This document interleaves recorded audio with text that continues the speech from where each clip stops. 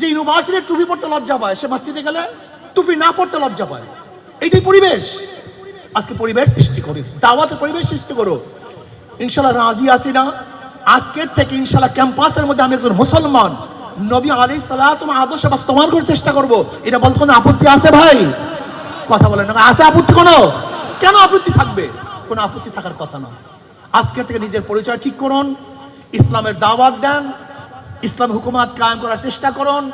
ইসলাম হুকুমাত যদি কায়েম করতে পারেন, সেখানে ঋষি, কামার, মজদুর, জেলে, তাঁতি, ধোপা, হিন্দু, মুসলমান, বৌদ্ধ, খ্রিস্টান, পুরুষ, মহিলা প্রত্যেকের ন্যায় সঙ্গত প্রত্যেকের অধিকার বাস্তবায়ন হবে।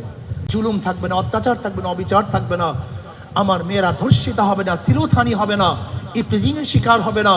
প্রত্যেকের ন্যায্য অধিকার বাস্তবায়ন করতে পারবো ইনশাআল্লাহ। আমরা এই দেশকে কেন স্বাধীন করেছিলাম? সাম্য, মানবিক মর্যাদা, সামাজিক ন্যায় বিচার প্রতিষ্ঠা করার জন্য।